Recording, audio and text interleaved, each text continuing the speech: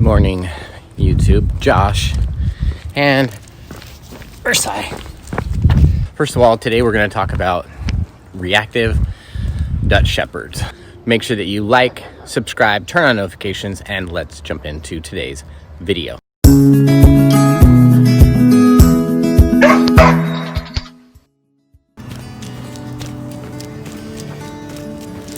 Back up. First of all, I hired a trainer because Versailles is reactive and she resource guards, and I just want to be a responsible pet parent and also continue on with dog training like anybody should do, especially most importantly when you have a working dog such as a Dutch Shepherd, a Belgian Malinois, or a working German Shepherd.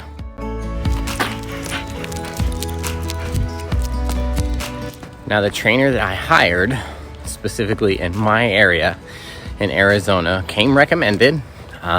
He was referred to me by at least 2 to 3 other businesses out here, and that he had the most experience working with these dogs. So I hired him, met with him, and felt like it was a good fit.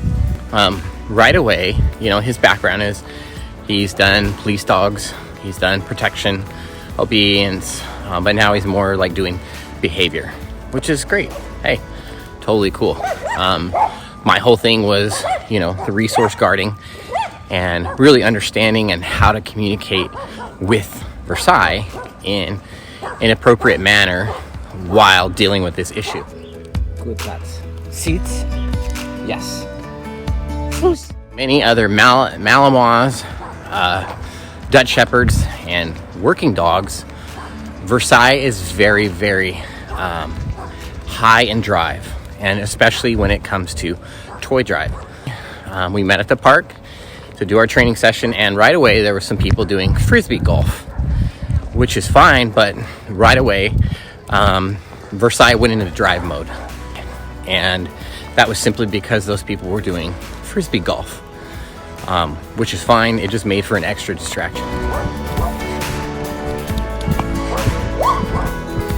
So yesterday was going to be the first day that we were going to use a toy during training. We haven't done any of that yet.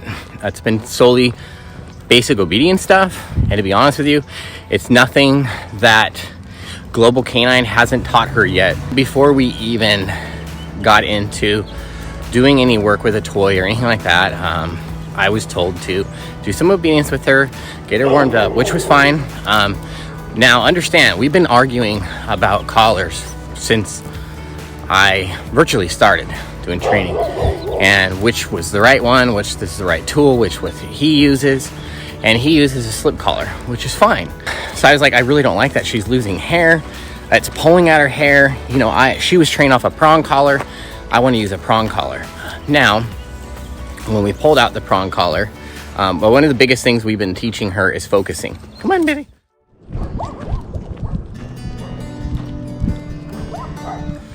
So, all fine and dandy. I switched to the prong. She was trained off a prong at Global Canine, so I just felt like that was the better situation. Now, understand that Versailles is a very sensitive dog. You really don't have to mess with the prong much to get exactly what you want out of her. You just barely have to apply a little bit of pressure. She'll sit, she'll turn left, she'll turn right. Now, during the training session, she wasn't looking at me, and obviously she was clearly distracted because, again, there was people doing the frisbee golf, so she was in drive mode, looking around, and not paying attention when I was in, correcting her, and she wasn't like looking up at me every single time. Prong collars are good, effective tools for these dogs. Literally, even a slip can. I mean, pretty much any tool has a capability, and when used correctly, operates and functions well. And some dogs work with some tools better than others. Some dogs respond, like I've said in other videos, to e-collars. Some dogs respond to slips. Some dogs respond to prongs.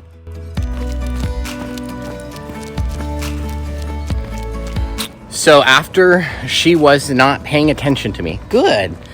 and not looking at me, I guess, in the way or the manner that he felt she needed to. He wanted to see her, which was fine. And he began to work with her. And he kind of pressed her buttons, which is totally okay with these dogs. Some, Belgian Malinois and working German Shepherds and Dutch Shepherds, they're not little poodles. They're not huskies. They're not the average dog breed. They require a lot more discipline, a lot more structure. So giving heavy-handed at times is not a bad thing. However, he began to get heavy-handed with her, and in that situation, she didn't need to. Now again, using the prong collar, what she's used to, is fine. But the problem that was created and started, that ultimately became the disaster, was the manner that she was being corrected, and the severity that she was being corrected for not focusing. And when I called Global Canine in Tennessee and talked to Courtney, within a couple minutes of me explaining what was going on, didn't even need to know. She said she turned around and just sat there and bit at him, didn't she? I said, yep, that's exactly what she did. And she said, exactly. What do you think she's gonna do? When you're being overreactive and sensitive to her, just for doing something like that, for not looking, she's gonna act that way. And this went on for a good 20 or 25 minutes of her being reactive.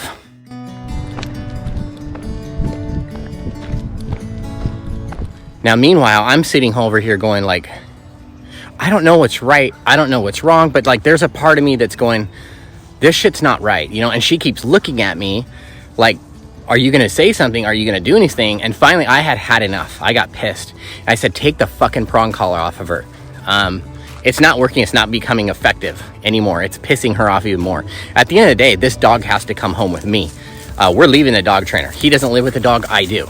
And I'm not going to go home with a JDAM bomb from ISIS that's going to explode at my house, pissing her off and not being able to control her. Now, after finally, I don't know what seemed to be forever, but turned to be 20 to 25 minutes, a half hour, whatever it was, of them going at it, her being dominant to him trying to be dominant to her, he gave me the dog, and I was terrified. Okay, like, I'm used to a very mellow, non-reactive dog, Apollo. He's never reacted at me, and this is a Velociraptor. Okay, this is a Dutch Shepherd, so I'm already like terrified because now this dog is just like wound up, and I'm like, this dog has to go home with me.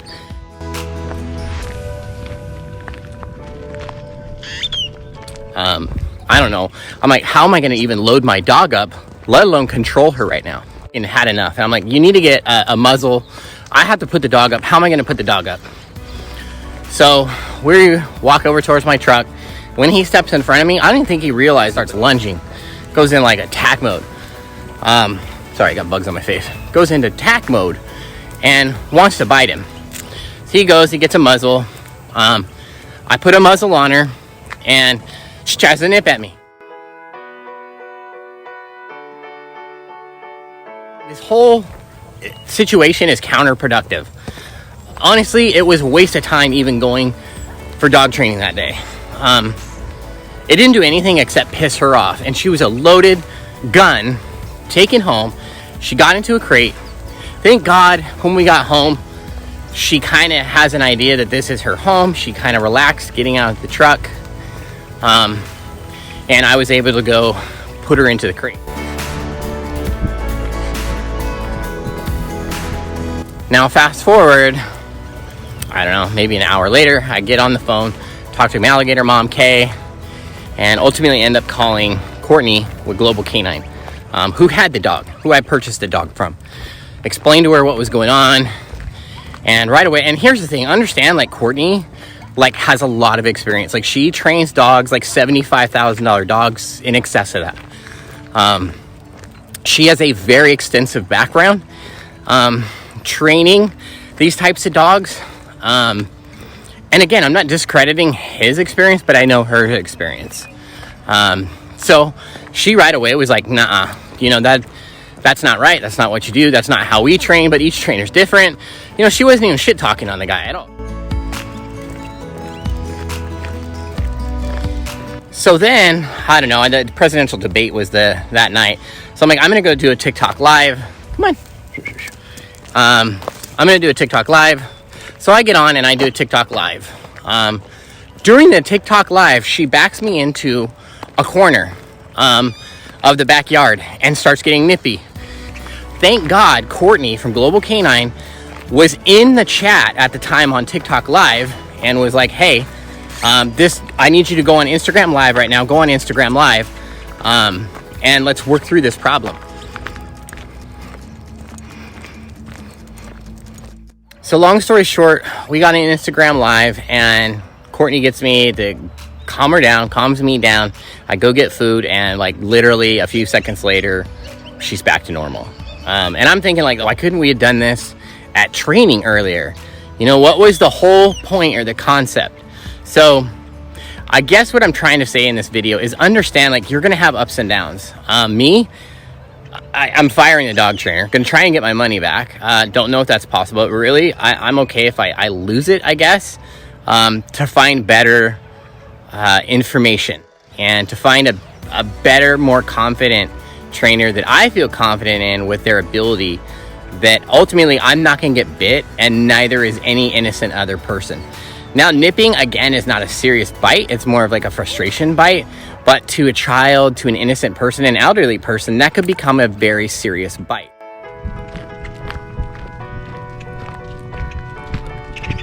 I so wish that I would have videotaped this so you guys could see, but like I didn't. Other than that, like when you guys saw that she backed me in a corner on TikTok Live. But I hope you guys get something out of this and just understand with these dogs that they just require a lot of attention and they require a lot of discipline, a lot of structure and training. And you cannot get enough training into these dogs. It doesn't matter if they're fully trained. They're still going to need to go through training. You're going to need to be trained so that you can give them the correct information and the correct training.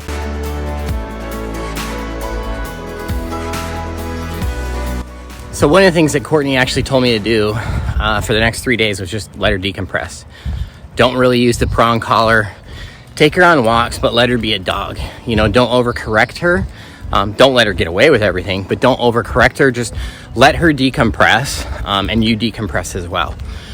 And, you know, to understand that shit happens and you can build that back. It just might take a little bit of time, but you can come back from this. And so that's what we've been doing. Totally frustrating today because she's terrible on a leash today. And I literally feel like everything I built with her and bonded with her, like seriously, like went out the window.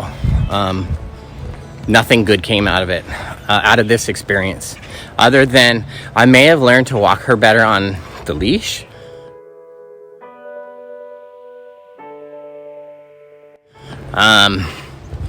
And a little bit of information, but honestly, it's nothing like that.